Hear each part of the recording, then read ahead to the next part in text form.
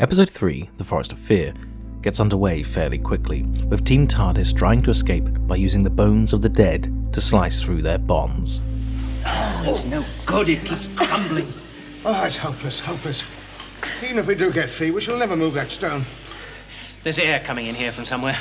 Yes, there is. I can feel it on my face. It may only be a small opening. Don't count on it. Oh, you obviously are. Of course I am. Any hope is better than none. Don't just lie there criticizing us. Do something. Help us all to get out of here.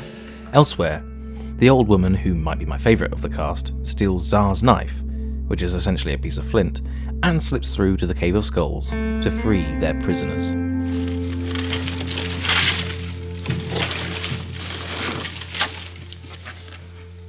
You will not make fire. This is witnessed by her, who tells Zar what she saw and that she thinks the old woman is so afraid of fire she will kill their 4 guests in order to prevent it ever coming back.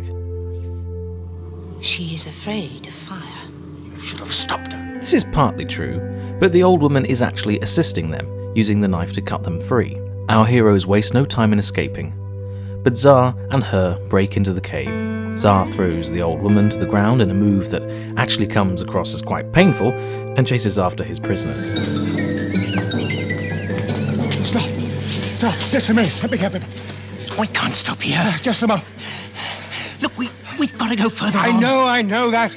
I must get free. I must breathe. Try. I shall have to carry you. Oh, there's no need for that. You're so childish, I'm not senile.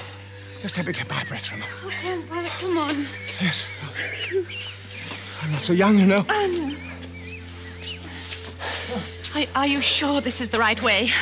Yes, I think so. I can't remember. I simply can't remember. We're free, Barbara. Think about that. Free. In the Forest of Fear, literally, Ian and the Doctor butt heads once again, with the pair now squabbling over who should take the lead. That's why I don't want to stop here too long. Do you think I want to? No. We'll change the order. You and Susan go in front. Barbara and I'll bring up the rear. Susan seems to remember the way better than any of us. Well, you seem to have elected yourself leader of this little party. There isn't time to vote on it. Just as long as you understand that I won't follow your orders blindly. If there were only 2 of us, you could find your own way back to the ship. Aren't you a tiresome young man? And you're a stubborn old man. This is thematically strong because of its obvious parallels to Zar and Cal, who are also fighting over the exact same issue. We wonder then who will come out on top. We get the sense that, although his body may be frail now, the Doctor may have held some station in his life due to his desire to boss people about. There has been a lot written as to why the Doctor may or may not have left Gallifrey, but one I rarely see muted is this: he was arrogant. I'm not saying this is what it is, but I could imagine the Doctor becoming so frustrated and then quite full of himself, believing that his gifts were better suited elsewhere. I could, based on these few scenes, imagine that the reason the Doctor does not like talking about it is not because he's hiding some big secret, but because, in a way, he's just embarrassed by the whole affair. Certainly, this Doctor is more petulant than his future selves, and I love the interpretation offered up by writer Stephen Moffat, who managed to work his own theory into the Children in Need short, Time Crash. You know, I love being you. Back when I first started at the very beginning, I was always trying to be old and grumpy and important like you do when you're young. And then I was you. It's in the forest, where Zar is attacked by an animal and badly hurt.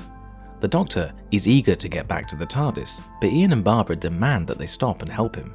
Hers bemusement at concepts of friendship and kindness seem a little off for me. Yes, it's generally understood that tribes such as the tribe of Gum would have been more dangerous than us today, much quicker at least to deal out death and judgment, but I find it hard to believe that even these early humans do not share a sensitive side, because they clearly do.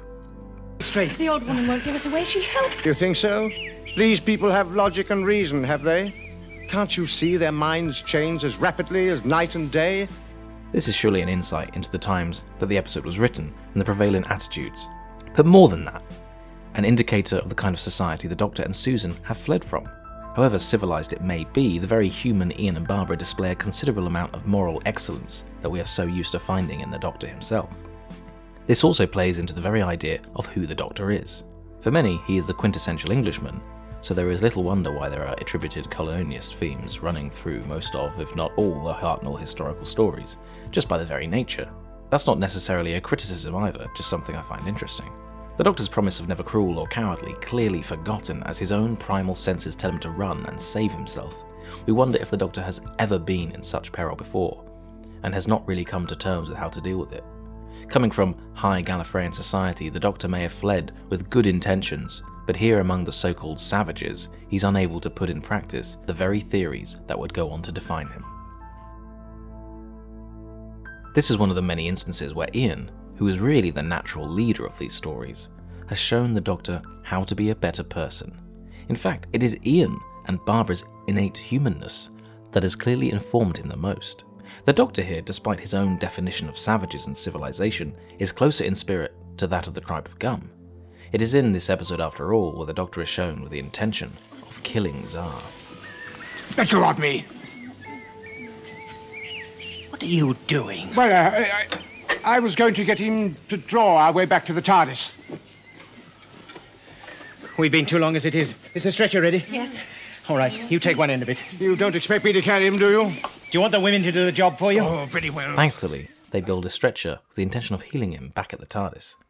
Meanwhile, back at the cave, Cal questions the old woman and kills her for her betrayal before framing Zar for her murder. The old woman is dead.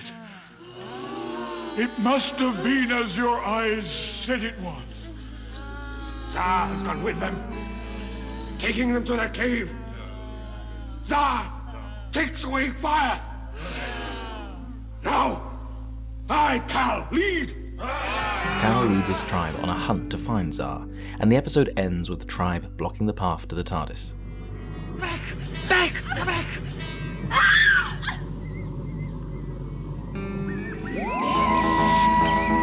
The episode is full of charm, and some cracking lines too. The Doctor utters that Fear makes companions of all of us. something called back to later in Series 8's Listen. Just so you'll always remember. Fear makes companions of us all. Overall, I give The Forest of Fear a 7 out of 10. I never once thought you were afraid. Fear is with all of us and always will be. Just like that other sensation that lives with it. What's that? Well, your companion referred to it. Hope. Hope, that's right. That's it for this episode, but stay tuned as I dive deeper into my analysis of this story. And if you've liked what you've seen here, please consider liking and subscribing to the video, ring the bell and show your support. If not, that's okay too. Wherever you are, thanks for watching.